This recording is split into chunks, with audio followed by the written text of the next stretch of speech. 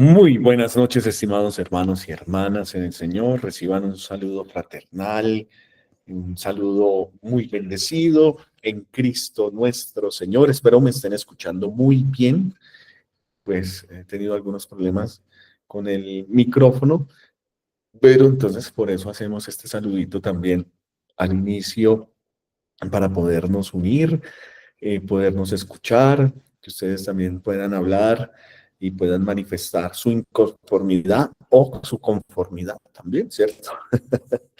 Puede, puede pasar varias cosas.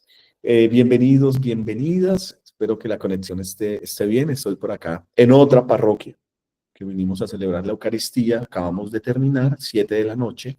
Entonces, pues aquí estoy colgado al internet de la otra parroquia.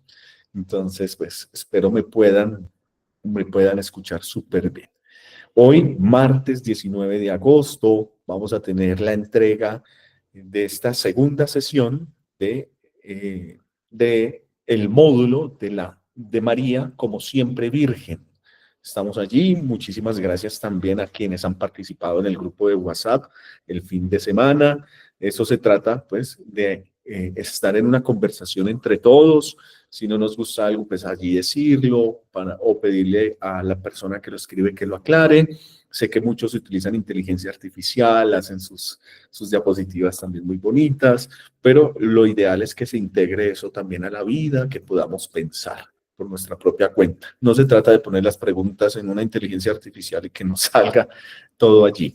Por eso entonces necesitamos también releer y pensar, porque pues eso hace parte del proceso formativo.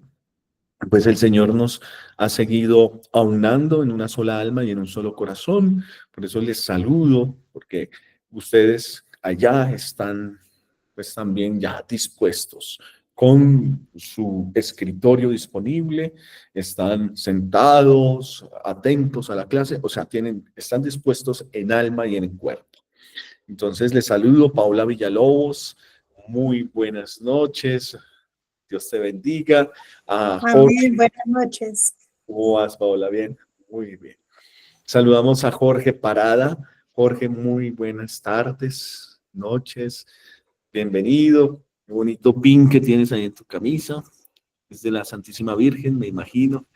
No lo alcanzo a ver bien, pero hola. Sí, así es. Es un pincito de la Santísima Virgen María. Bueno, bien. Jalena, Dios te bendiga. Qué bueno encontrarte, verte. ¿Cómo vas? Buenas noches. Bien, gracias a Dios. Esperando nada más el próximo martes a ver qué me dice el doctor. Mm. Rogando nada más a Dios a ver que si es operación, pues bueno, pero Entonces, igual en el hospital estaré con el celular los días martes. ¡Ay, qué bonito logo! ¿No lo puso al revés? Ah, no, no, no, sí, sí, está bien. no, Está así bien está bien. bonito. Un poquito más atrás, hermanito. Un ratito, póngalo, un poquito más atrás. ¡Ay, qué lindo! A ver, a ver si lo podemos. Ay, está Ah, bonito. qué lindo, qué lindo. María Reina. Bueno, Wow. Esperando María. también que todos ustedes hayan pasado un fin de semana bendecido.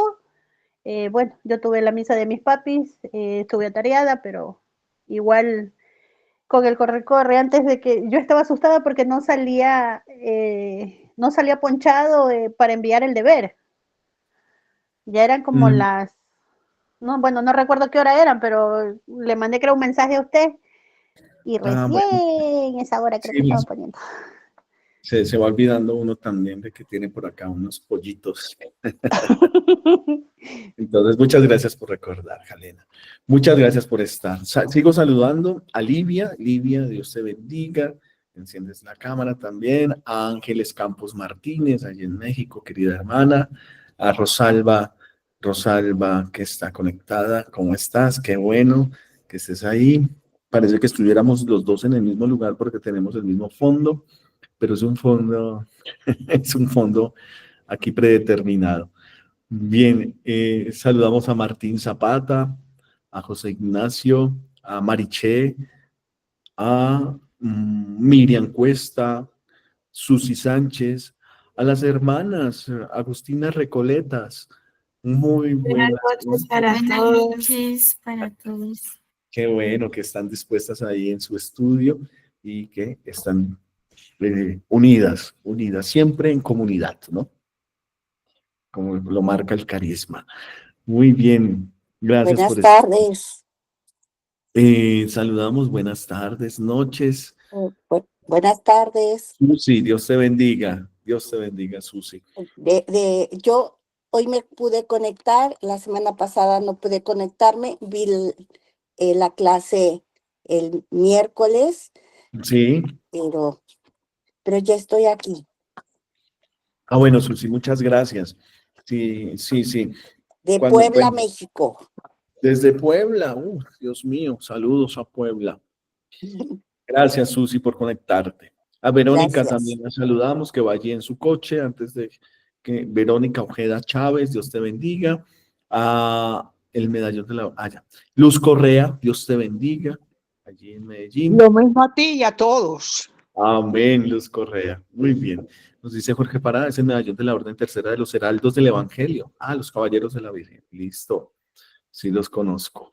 Bueno, muy bien. Vamos entonces a saber iniciar ya después de estos minutos con la oración que nos pone en una sola alma y un solo corazón para traer el Espíritu Santo, el Espíritu del Señor. Yo les pido el favor que nos unamos, abriendo el cielo y nuestra interioridad, en el nombre del Padre, del Hijo y del Espíritu Santo. Amén.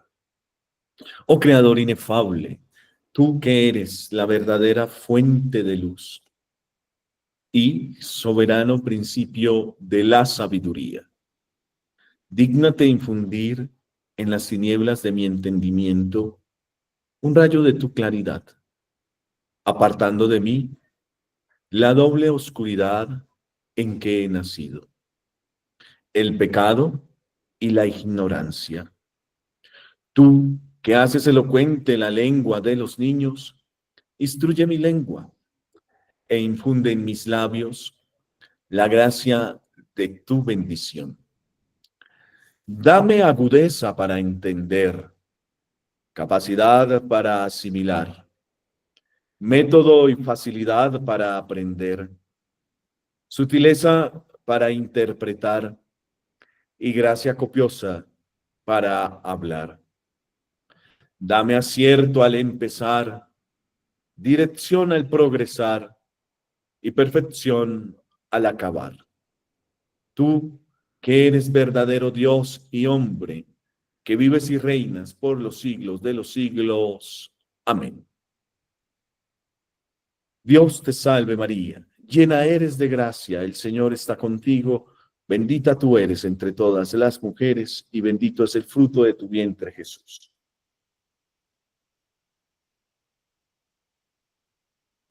Nuestros pecadores, ahora y en la hora de nuestra muerte. Amén. Nosotros pecadores. María asunta al cielo, ruega por nosotros. Santa María, Reina de la creación, ruega por nosotros. Nuestra Señora de la Paz, ruega por nosotros. Amén. Que el Señor nos bendiga en el nombre del Padre, del Hijo y del Espíritu Santo. Amén. Bueno, veo que he tenido interrupciones en el internet, pero espero, Dios mío, espero poderme conectar bien. Si no, lo hago desde el iPad. Listo. Entonces, parece que el iPad tiene mejor conexión.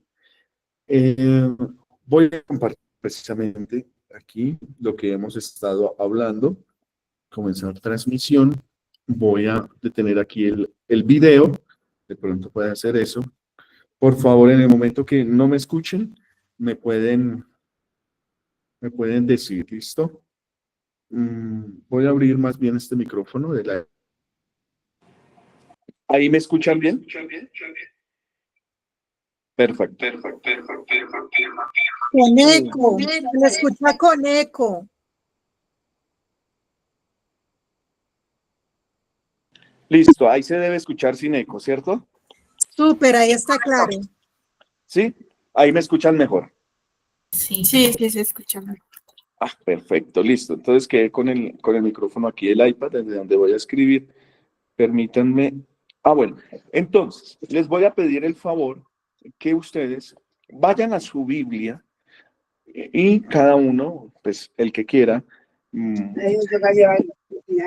ir hablando sobre... espera. Vayan hablando, a medida que vamos a ir hablando en la clase, vamos mirando estos textos, ¿no? Isaías 7:14, Mateo 1:18 al 24, Lucas 1:34, Lucas 1:35, B, Lucas 2:7, Juan 1:13 y Juan 19:25. ¿Listo? Entonces, vamos a ir hablando y yo les voy a pedir el favor que ustedes, pues, en esos textos nos los vayan leyendo, la persona que lo tenga. Lo dejo así al azar para no marcar, pues, en este momento quién los va a leer. Bueno, creo que me siguen escuchando bien. Regálenme una manito arriba, eso. No, sí listo. se le escucha bien. Listo, Se le escucha vale. muy bien. No hay eco. Aquí desde Está muy bien. Bueno, entonces vamos a ir a hablar, estábamos hablando del sentido teológico de la virginidad de María, ¿sí? Ese sentido teológico que nosotros le damos y culminábamos diciendo que esta virginidad de María, pues es una donación completa que supone una llamada y una elección previa que consagra a la persona al servicio de Dios. Decíamos entonces que esta virginidad se ve en esas dos, como en esas dos formas de donación. Una virginidad, Jesús, una virginidad que es del cuerpo, ¿sí? Y una virginidad que es del alma, que esto complementa al ser humano. Ser humano es tener esa doble, bueno, esa doble configuración, pero no es doble en sí, sino que es una sola, ¿verdad? Somos cuerpo y somos alma espiritual. Eso nos conforma a nosotros como, esa es nuestra naturaleza humana. Bien. Sí, bueno, entonces, la virginidad en el cuerpo afecta de forma directa, pues, a la corporalidad de María. Entonces, es el elemento material de la virginidad, sí, lo decíamos. Y la virginidad del alma tiene que ver con la decisión consciente y libre de pertenecer exclusivamente a Dios y de apartar todo aquello que atente a la castidad. Por eso la entrega con corazón, un corazón siempre unido, constituye el elemento formal e intencional de la virginidad. Entonces ustedes como buenos mariólogos, cuando se les pregunte en la evaluación cuál es el elemento material de la virginidad, pues ustedes van a hablar de la integridad inviolada de María Santísima. Y cuando se les pregunte sobre el elemento formal e intencional de la virginidad, pues van a saber que es una decisión consciente, libre, que nos lleva siempre a la castidad. Ahora, la castidad es diferente en este término al celibato, ¿sí? La castidad es un ordenamiento de nuestro amor a un amor mayor. Por eso somos castos y los matrimonios son castos. Pero además de ser célibes en la vida de castos en la vida consagrada, somos célibes, ¿no? El celibato. Bueno, pero entonces decíamos que el dogma de la maternidad divina de María, de esa perpetua virginidad, ese dogma supone algunas afirmaciones que ya nosotros podemos concluir. Primera afirmación: María concibió, ¿sí? Concibió milagrosamente, pero también virginalmente, por el poder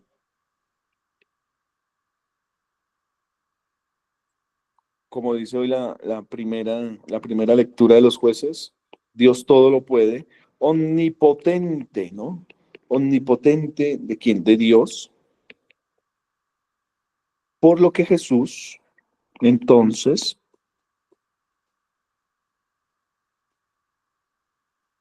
no tuvo un padre, un padre en cuanto lo engendra, ¿no? Un hombre engendra, ¿cierto? Una mujer concibe, un hombre engendra. En cuanto engendra, no tuvo un padre, pues, humano que lo engendrase. Por eso decimos que es una concepción y un nacimiento milagroso y virginalmente. ¿Por qué? Pues por ese salto a la fe que damos por el poder omnipotente de Dios. ¿Perfecto? Una segunda, una segunda conclusión que podemos hacer hasta el momento, antes de entrar a esta fundamentación escriturística, es que María dio a luz. Sí, realmente ella dio a luz. Pero decimos que sin perder su virginidad.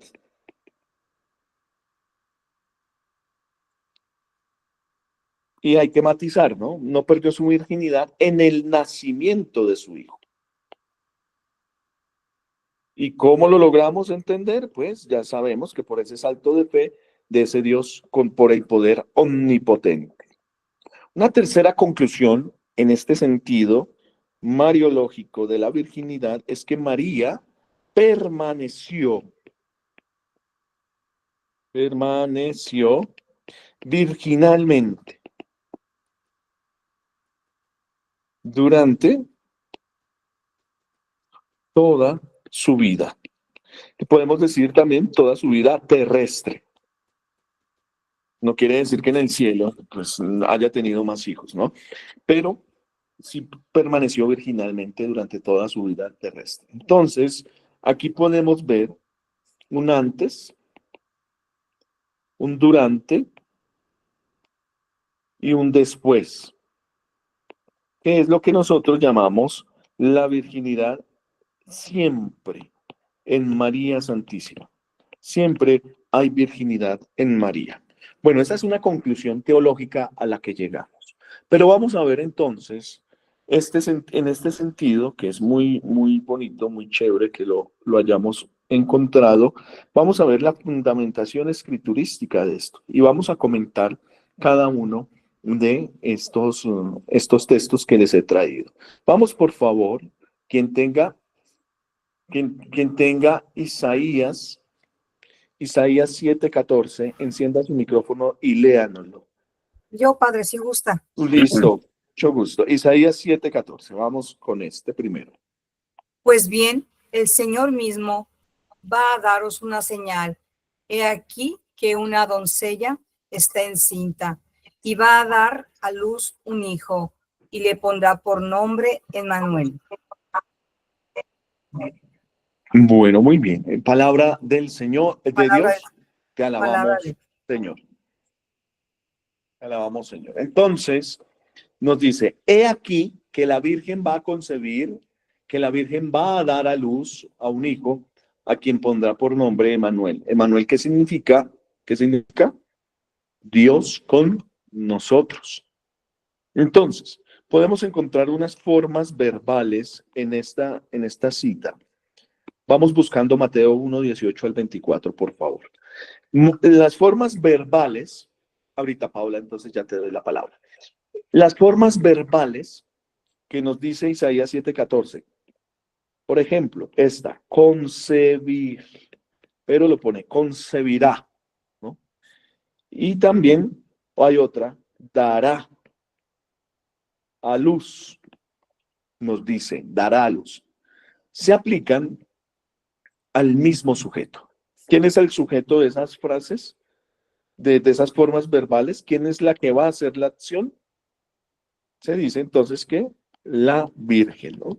En algunas traducciones dice la doncella, pero nosotros preferimos traducirlo como la Virgen. Ahora, la doncella es virgen.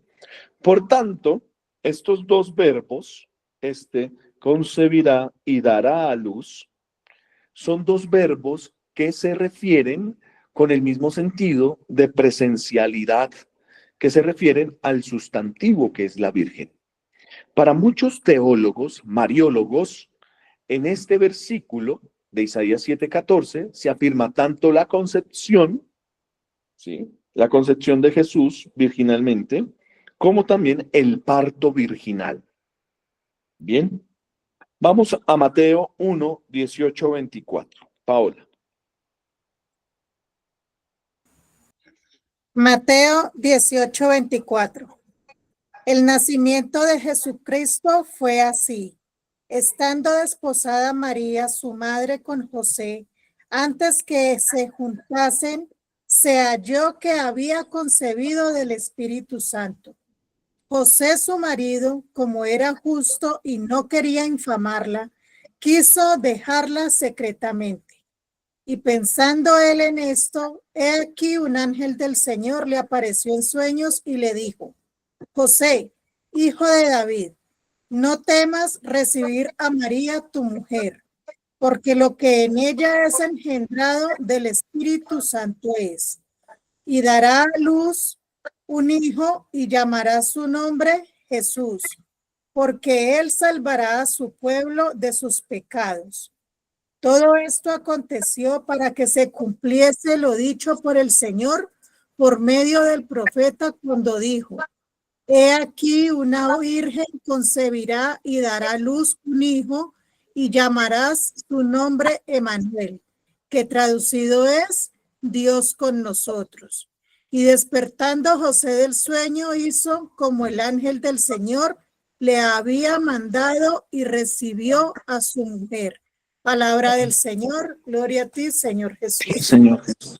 Bueno, muy bien, muchas gracias. Tenemos allí una cita directa a Isaías 7:14, ¿no? El Emmanuel, el Dios con nosotros. Miren que en este estudio de Mariología casi siempre nos van a servir los mismos versos bíblicos. Entonces, pero ya nosotros los vamos orientando. Si estamos hablando de la virginidad de María, en estos versículos se nos dice con toda claridad que la concepción de Cristo se realizó virginalmente. Esa concepción de nuestro Señor Jesucristo. Como lo dice, ¿no? Se halló haber concebido María del Espíritu Santo. Entonces, realizó virginalmente por obra del Espíritu Santo. Esto es importante porque entonces ya decimos, pues no conoció, en esa concepción no conoció varón, no conoció hombre. A continuación, entonces, en Mateo 1:23, como bien lo leíste, Paola, vamos buscando también 1:35b, dice que todo esto sucedió para que se cumpliese lo que el Señor había anunciado por el profeta. ¿Cuál profeta? Isaías 7:14.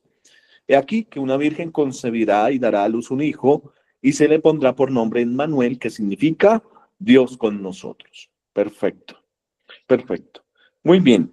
Muchas gracias. Vamos a buscar, Lucas 1:34. Vamos a leer primero eso. Lucas 1:34. ¿Quién lo tiene? Yo lo tengo. Yo Yo también. no lo tengo. Ok. Vamos a darle la palabra a Susi, por favor, y ya después siguen ustedes. Lucas Ok. 1:34, Susi. Lucas 1:34. María entonces dijo al ángel: ¿Cómo puede ser eso si yo soy virgen? Palabra de Dios. Te alabamos. Gloria a ti, Señor. Gloria a ti, Señor Señor. Jesús. Sí, Sí. cuando leemos el Evangelio, Ver, perdón, yo cierro acá. Bueno, muy bien. Con el 35. Espera, no, estoy silenciando ya. Listo, entonces, San Lucas, ¿sí?, en 1:34 nos va a ofrecer la pregunta, ¿no?, de María al arcángel San Gabriel, cuando éste le anuncia la concepción del Hijo de Dios. ¿Cuál es? ¿Cómo será esto? Pues no conozco varón. Entonces, puede haber una confusión allí en la Santísima Virgen, Pero las palabras de la Virgen revelan su firme y decidido propósito de mantener su virginidad. Sí, aquí ya tenemos lo que decíamos acá en su cuerpo, ¿no? La virginidad material inviolada.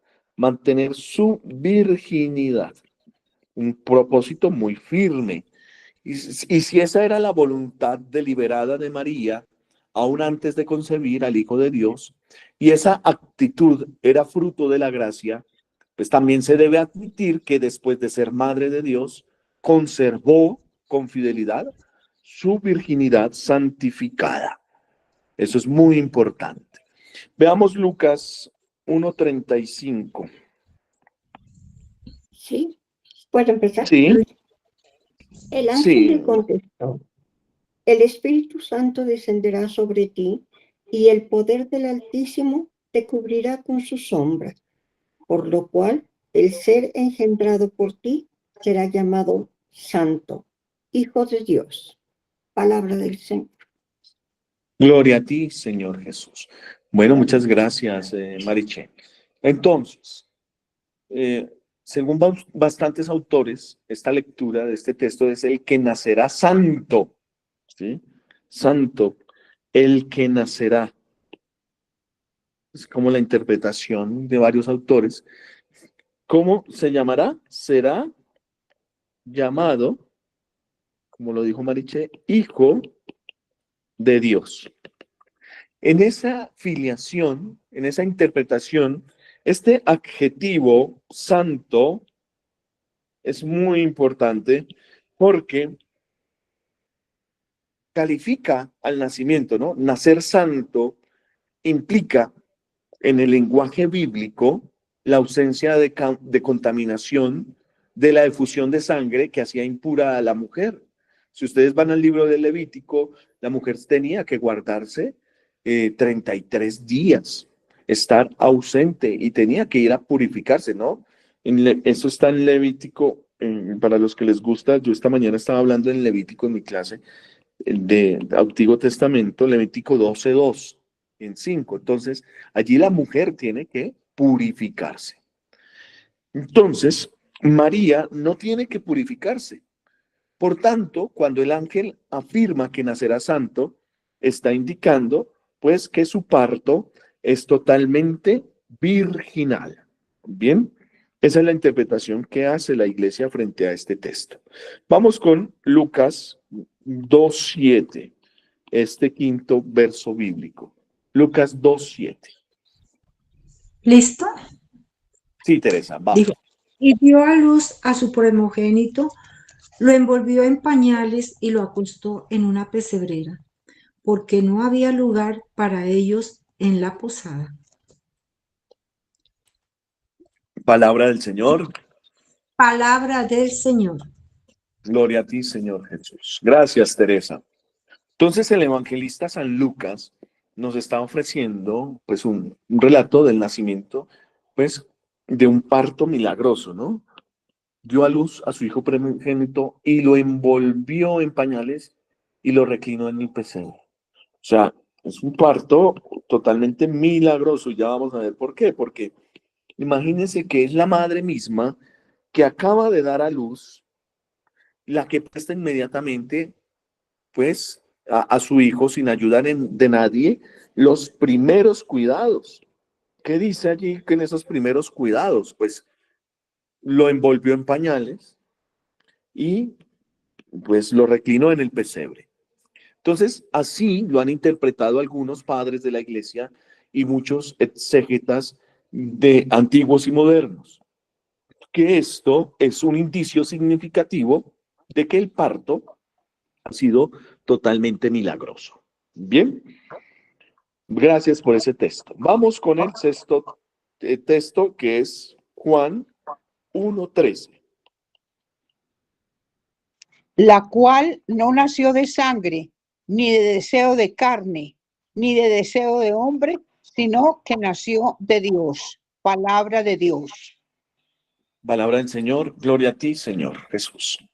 Gracias, Luz Correa. Muy bien, querida hermana, carísima madre.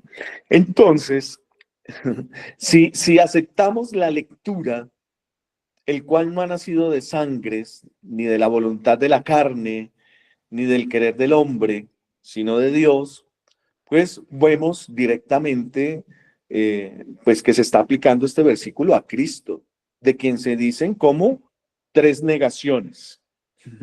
No las negaciones de Pedro, pero sí tres negaciones con respecto a Cristo.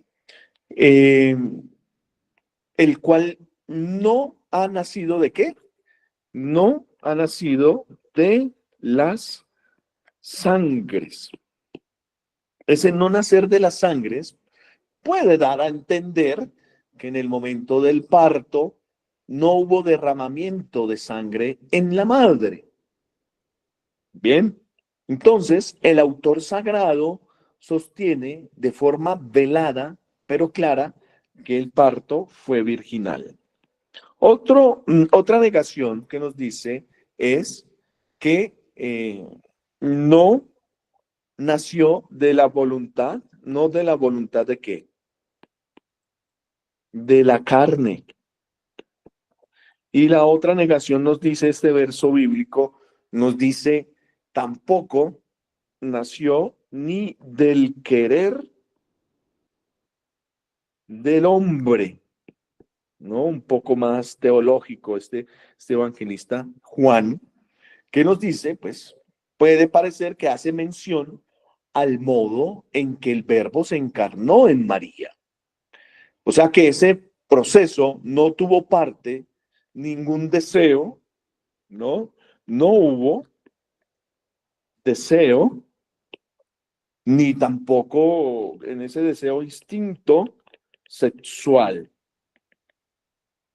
La única paternidad respecto a Jesús fue ¿cuál? Ahí lo dice ese versículo, es la paternidad de Dios. Una paternidad que dice, ha nacido de Dios. O sea, que se afirma, por tanto, la concepción virginal de Cristo. Perfecto. Veamos el último verso bíblico, Juan 19:25.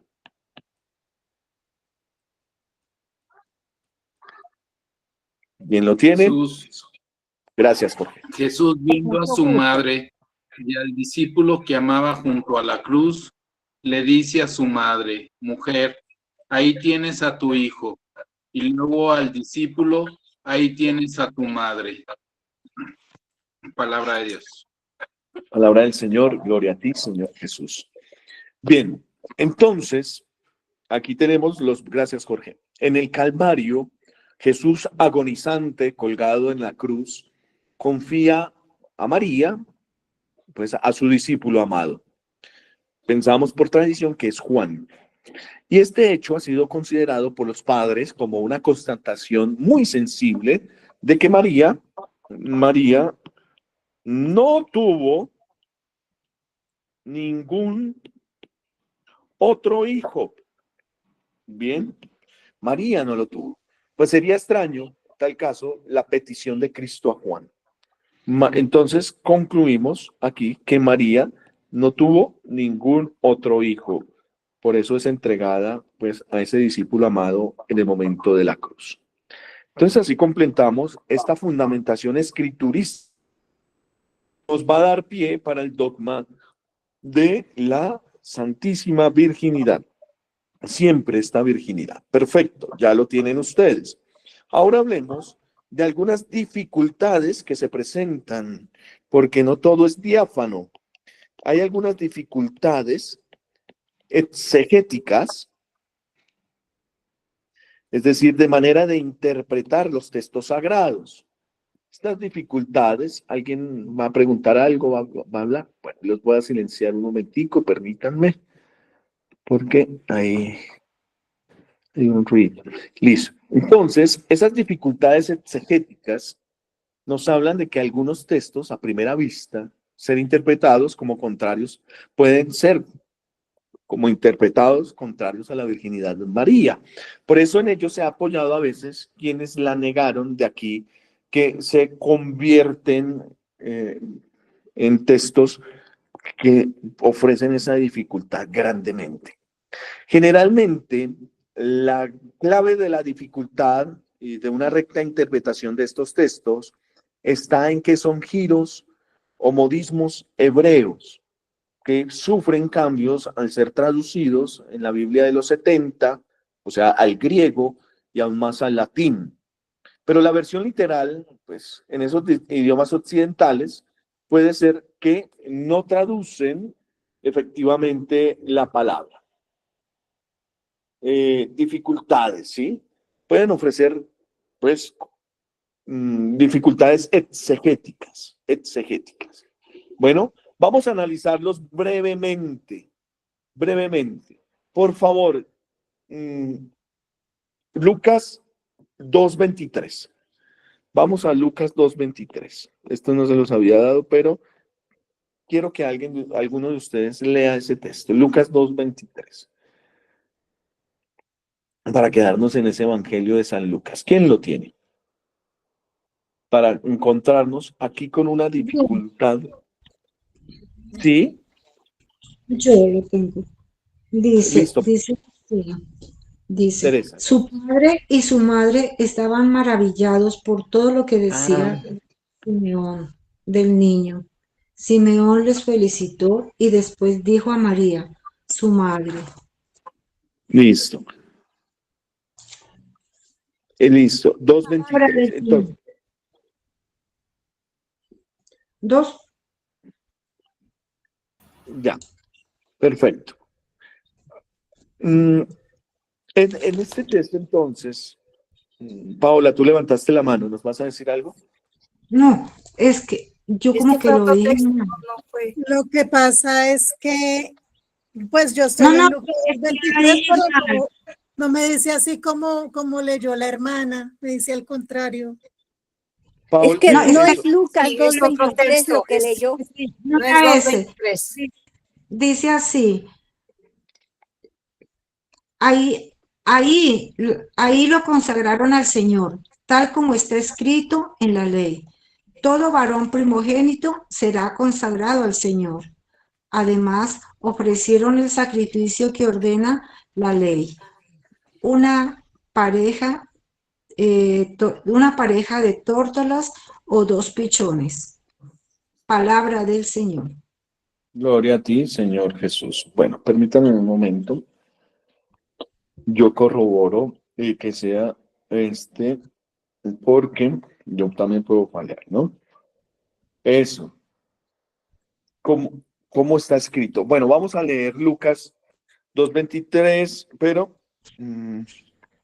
vamos a saltarnos esta parte y vamos a leer el verso también 27, porque estamos en el contexto del templo. Entonces, leamos el 27 también, para darle el contexto a lo que queremos. Yo tengo el 27. Listo, dale.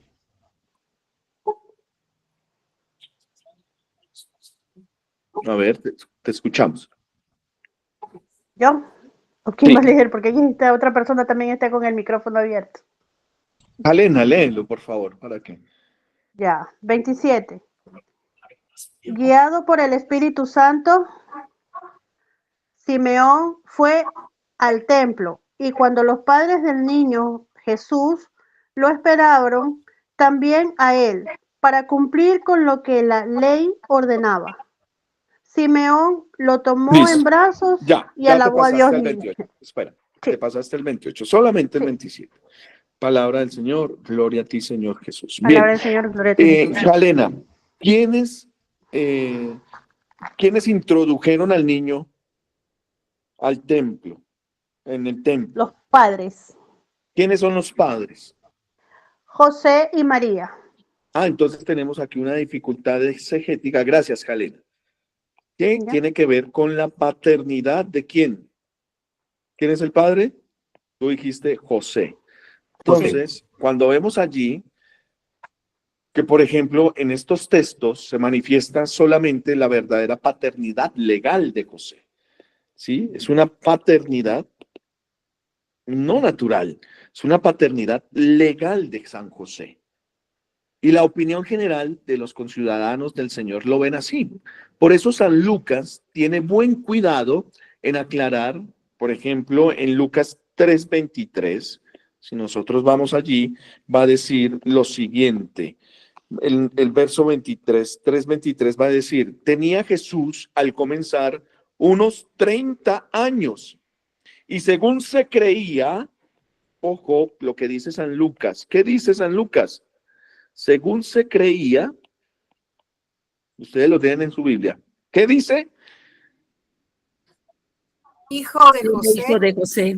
Eso, según Hijo se de creía, Elí. era eso, hijo de José. Bueno, José, hijo de Elí. Pero según se creía, entonces San Lucas nos va a poner esa paternidad de San José. Por eso, con lógica humana, se entiende perfectamente que el misterio de la concepción virginal de Jesús quedará muy velado, o sea, casi que en secreto a sus contemporáneos, como un misterio que se cumplió en el silencio de Dios. Entonces, una primera dificultad exegética en la interpretación de los textos es qué pensamos, cómo pensamos la paternidad de José. ¿Listo? Tenemos otro misterio. Yo les voy a invitar para que vayan al Evangelio de Mateo. En Mateo 1:18 lo leamos.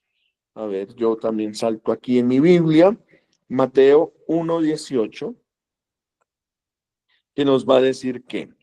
Nos va a decir que la generación de Jesucristo fue de esta manera. Su madre, María, estaba desposada con José. Ojo, estaba desposada con José. Y antes de que se juntasen, se uniesen. Eso, de que conviviesen, de que se uniesen, se juntasen. Antes de que vivieran juntos. Antes de que vivieran juntos, dice muy bien otras por allá, otras traducciones, antes de empezar a vivir juntos, Quedó embarazada. Se encontró encinta por obra del Espíritu Santo, ¿sí? Sí, quedó embarazada por obra del Espíritu Santo. Eso, muy bien, antes de que conviviesen. Ahora, vamos a Mateo también 1:25. ¿Qué nos dice el verso 25? El último de ese capítulo. Nos dice, y no la conocía hasta, ¿qué dice? Hasta que dio a luz. Que dio a luz. En mi traducción dice, y sin que hubiera tenido relaciones, dio a luz un hijo al que puso por nombre Jesús. Eso, conocía. Y sin que hubiera tenido relaciones. Como si hubiera tenido relaciones, ¿no? No, y sin que hubiera. Y sin que hubiera tenido relaciones, dio a luz un hijo. Eso, sí. Bueno, muy bien. Entonces, aquí Mateo nos habla de que ella estando desposada María con José, antes de que conviviesen, se halló concebido por María del Espíritu Santo. Y no la conoció hasta que dio a luz un hijo. Entonces, tenemos dos términos, como dos verbos. El convivir y en término conocer, ¿sí?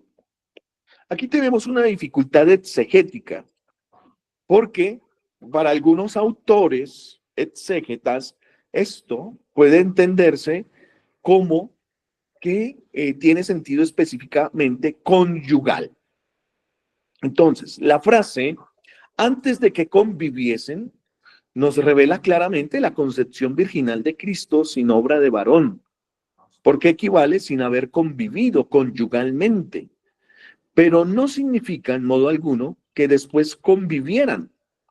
O sea, es un modo semita, o sea, el pensamiento hebreo de expresión con el único sentido de referencia cronológica del nacimiento de Jesús.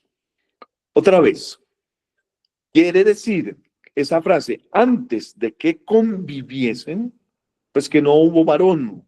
O sea, no convivió conyugalmente. Pero no significa que después sí vivieran conyugalmente, ¿sí? O sea, que tuvieran relaciones sexuales. Es un modo semita de expresión con la referencia cronológica del nacimiento de Jesús.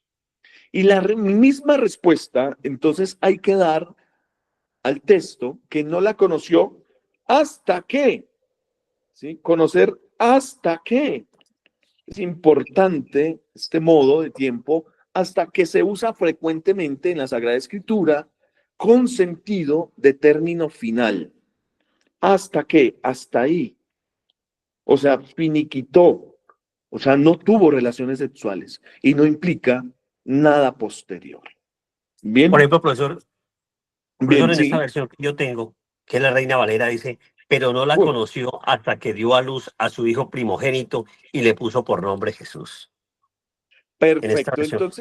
Entonces, bueno, esa versión que es Reina Valera, aunque la Biblia no es...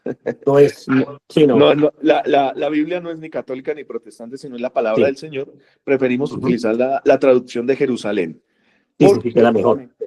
Entonces, tú nos pones aquí algo importante que es Jesús primogénito, que también es una dificultad exegética grandísima. Porque es que los evangelistas de la infancia denominan a Jesús como hijo primogénito, ¿no? Allí está, en el verso que acabaste de leer, Mateo 1:25, que también lo trae Lucas 2:7. Es el mismo, ¿no? El paralelo. Y la expresión primogénito, entonces, ¿qué nos está queriendo decir? ¿No? En el lenguaje judío, que es el primer hijo, en el sentido, voy a poner unas palabras, en el sentido técnico legal, es el primer hijo, ¿no? Prescindiendo si después le siguen o no más hijos. Claro, entonces los protestantes van a decir, es que es el primogénito porque después hubo más hijos. Por eso es el primero entre muchos hijos de María. ¿Se dan cuenta? Entonces, nosotros lo tenemos como cristianos católicos que amamos mucho a la Virgen María por su virginidad, decimos que pues, es un término en el lenguaje semítico que el primer hijo en sentido técnico legal, prescindiendo si después le siguen o no más hijos. Porque si vamos a la ley de Moisés, recuerden ustedes, en la ley de Moisés, les voy a poner aquí, Moisés, el primer hijo, como Samuel, el primer hijo, ¿a quién le pertenece? ¿De quién era propiedad? Pues directamente de Dios, de Yahvé, es propiedad. Es propiedad de Yahvé. Y debía ser rescatado, ¿no? Y así se hizo con Jesús en la presentación en el templo. Todo esto explica que los evangelistas destaquen el carácter legal de Jesús como primogénito y depositario de los derechos como hijo de David, que asciende de la casa de David. Entonces, Jesús es el primogénito, pero es el unigénito, el único hijo, tanto del Padre como de María Santísima. ¿Bien? Unigénito y primogénito. Es el único y es el primero, ¿no? En ese sentido técnico legal también. Otra discusión que se da es sobre, entonces, como una dificultad grandísima, es la que vemos y de la cual en los protestantes nos hablan mucho, los hermanos y hermanas del Señor, que nace precisamente de pensar que Jesús pues es ese primogénito, pero entonces hubo más hermanos. Entonces, los cuatro evangelistas, los hechos de los apóstoles, San Pablo, hablan expresamente de los hermanos y hermanas del Señor, ¿no? Ustedes lo pueden ver, esto también lo leemos en las Eucaristías. Allá en Mateo 12:46, o por ejemplo Marcos 3:31, o Lucas 8:20, y otros textos más donde se nos habla de los hermanos y hermanas del Señor, como Hechos de los Apóstoles 1:14 también, o en las cartas de San Pablo, Primera de Corintios, eso está en 9:5, o en Gálatas también se nos habla allí de los hermanos y hermanas del Señor, Gálatas 1:9. Entonces, parece que la dificultad que presentan estos textos es en realidad, tenemos que decirlo, es una realidad inconsciente, o sea, no está queriendo decir, es inconsistente e inconsciente de estos textos. ¿Por qué? Primero, la palabra hermano, entre el pensamiento hebreo, en el pensamiento semita, ¿sí? En ese pensamiento, pues tiene, se le dice a una persona con diversos grados ¿de qué? De parentesco. Bien. Entonces, entre diversos grados de parentesco, ¿a quién se le puede decir hermano? Entre los hebreos, pues a los primos, a los sobrinos, a los parientes lejanos, pues ni el hebreo ni el arameo tienen un término lingüístico preciso para expresar esos grados diversos de parentesco y por eso usan el término genérico de hermano. Una segunda causa puede ser, permítame, una segunda causa puede ser que en la traducción del griego, ¿no? Y aunque en griego se distingue semánticamente hermano de primo, ¿sí? Ya no en el hebreo, sino en el griego, se puede distinguir hermano de primo. Cuando los autores sagrados escribieron esto, respetaron la mentalidad hebrea. Cuando se tradujo la Biblia de los 70, se respetó la mentalidad hebrea y utilizan el mismo término. Por esto, en esa traducción de los 70, que prefirieron permanecer fieles al modelo hebreo a pesar de la posible confusión que pueda haber allí. Una tercera causa de esta dificultad exegética es que jamás se dice en ninguno de esos textos que jamás, lo voy a escribir, jamás se dice en estos textos,